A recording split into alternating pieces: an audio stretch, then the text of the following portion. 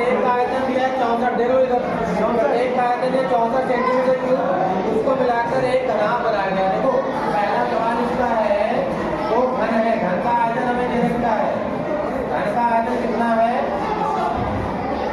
घन का आयतन है 64 सेंटीमीटर क्यूब, 64 सेंटीमीटर क्यूब दे रखा है, उसको मिलाकर एक घनाभ बनाया गया। घनाभ मतलब उसका अलग से क्षेत्रफल निकालना है हमें। तो आयतन का सूत्र क्या होता है, भुजा क्यूब, घन का जो आयतन होता है उसका भुजा क्यूब सूत्र होता है। यस सर, 64, ठीक है। तो भुजा का हमने मान लिया कि a है, तो a क्यूब बराबर हो जाएगा 64, ठीक है। क्या इसको हम भुजा भी मान सकते हैं, तो a बराबर हो जाएगा अंडर क्यूब 64, यहाँ पे अंडर क्यूब 64 का मान जब निकालोगे तो इसको चाहे तो भुजा मान लेते हैं, ठीक है। भुजा मान लेंगे इनको, a का मान हमारा आ गया 4 गुणे 4, 64 को ब्रेक कर दिया, ये अंडर क्यूब में था। तो इसका देखो 3 बार एक में अंदर लिखा है, स्क्वायर होता है तो 2 संख्याएं होती है, क्यूब होगा यहाँ पे, तो 3 संख्याओं से एक संख्या बाहर आ जाएगी। तो यहाँ पे आ गया इसका मान 4 सेंटीमीटर, जो घन की भुजा है वो हो गए 4 सेंटीमीटर, ठीक है। ये a का मान आ गया।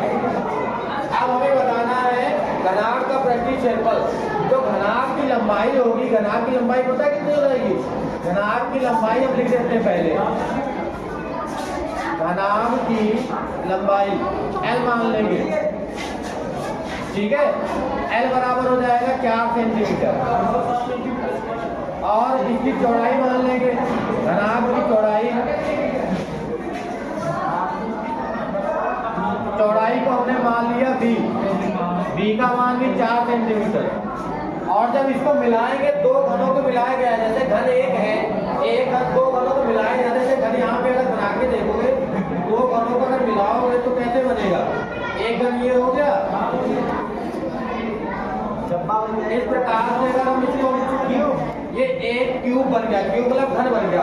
एक घन है, एक ऐसा ही इधर और बनाएंगे तो 2 घन बन जाएंगे, 2 घन मतलब वो बन जाएगा घनाभ। जैसे ईंट होती है या माचिस होती हो, लंबाई में उनकी लंबाई ज्यादा हो, इसकी लंबाई क्या है, सबकी बराबर है, तो ये हो गया चौड़ाई। उसकी जो ऊंचाई है, ऊंचाई को जोड़ देंगे, घनाभ की ऊंचाई, जो इसकी ऊंचाई होगी इसको h मान लिया, और ये हो जाएगी 4 और 4 8, जब इसको मिलाएंगे तो उसकी 8 हो जाएगी, ठीक है, 8 सेंटीमीटर ये हो गया।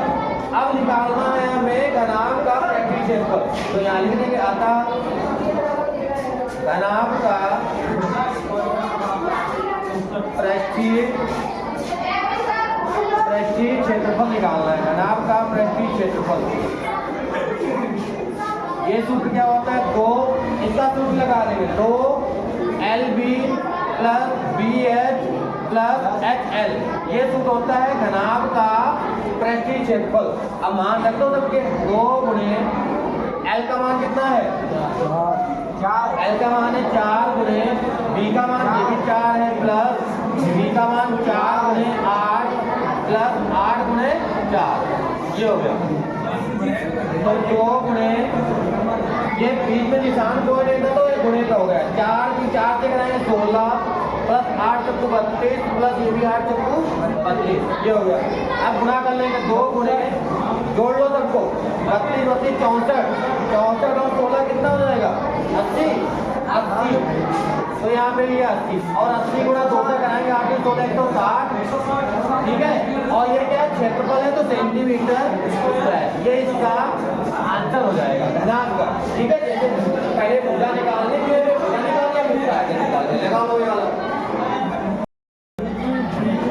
देखो दूसरा सवाल, देखो क्या दिया है, वही ध्यान दो, कोई बर्तन एक खोखले अर्धगोले का आकार का है, जिसके ऊपर एक खोखला बेलन अध्यारोपित है, मतलब एक अर्धगोले के आकार का है कोई बर्तन, अर्धगोला मतलब ऐसे बनाना है हमें, अर्धगोले के आकार का एक प्रकार से हमने कोई भी बर्तन बनाया, इसके ऊपर कह रहा है कि एक खोखला बेलन अध्यारोपित है, इसके ऊपर एक बेलन अध्यारोपित है, एक बेलन अध्यारोपित है, और अर्धगोले का व्यास दिया है, ये जो है इसके ऊपर क्या है, बेलन अध्यारोपित है, बेलन, ठीक है, एक बेलन इस पे अध्यारोपित है।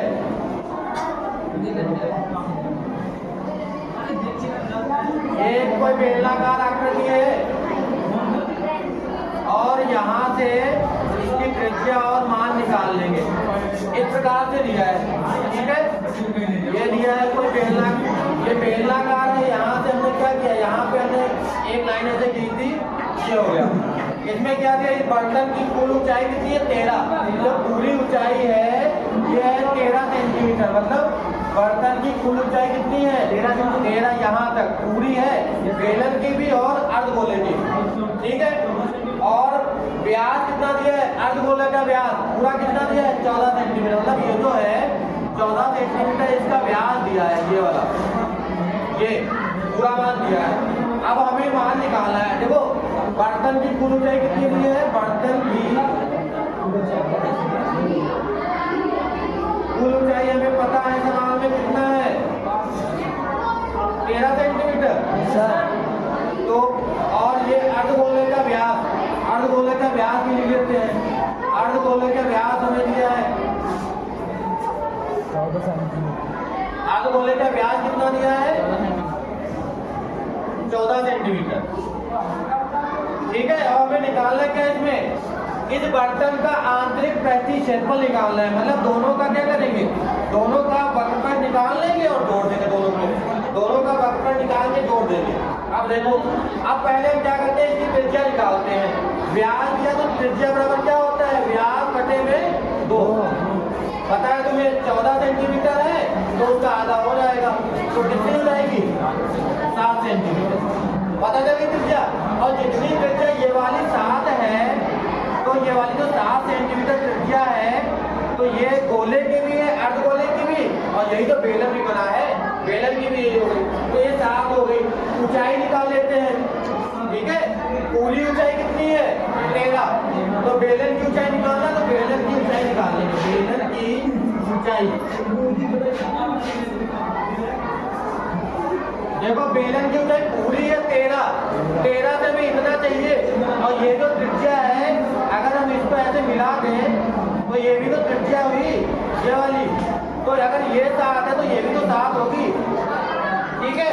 तो ये 13 है, ये 7 है। 13 से 7 को घटा दो, ये कितनी बचेगी 6 सेंटीमीटर बचेगी।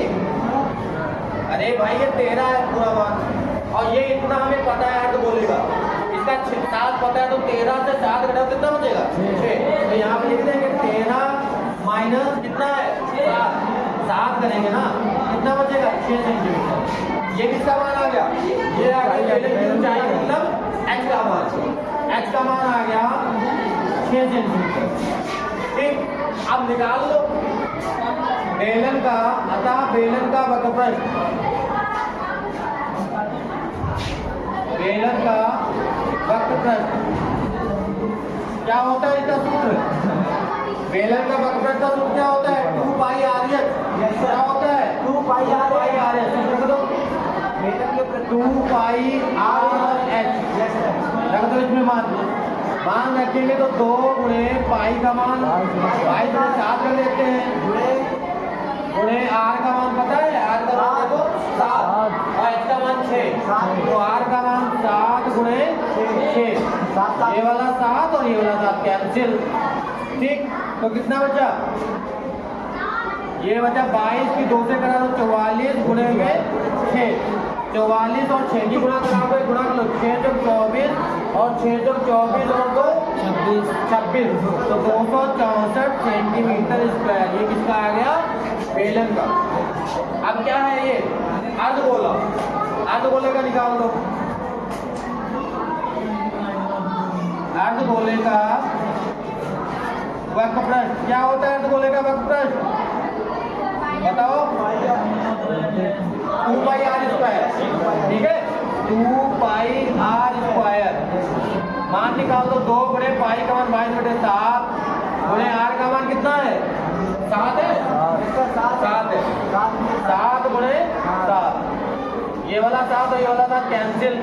22 और 44 गुणे में 7 ना कर लो, 7 चौक 28, 7 चौक 28 और 2 308 सेंटीमीटर स्क्वायर।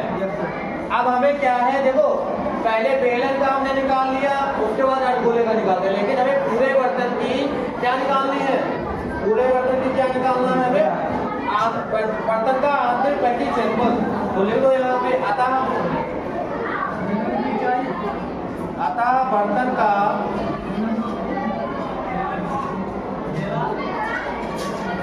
प्रैक्टिस क्षेत्रफल, बर्तन का प्रैक्टिस क्षेत्रफल क्या हो जाएगा? जोड़ दो दोनों को, कितना हो जाएगा? दोनों को जब जोड़ेंगे तो ये कितना है? 264 प्लस 308, जोड़ो दोनों को। पहले यहाँ पे लिख भी सकते हो प्रैक्टिस क्षेत्रफल बराबर बेलन का प्रैक्टिस क्षेत्रफल या अर्धगोले का, ठीक है? तो ये हो जाएगा 8 4 12, यहाँ पे कितना हो गया? 8 4 12 और यहाँ पे है 6, ठीक है? एक 7 और यहाँ पे 3 2 772 सेंटीमीटर स्क्वायर आ रहा है। यही आंसर होगा। चेक कर लो एक बार इसको। 12.1 का है, 12.1 का 572 सेंटीमीटर स्क्वायर आ रहा है आंसर इसका, ठीक है? लगाओ इसको।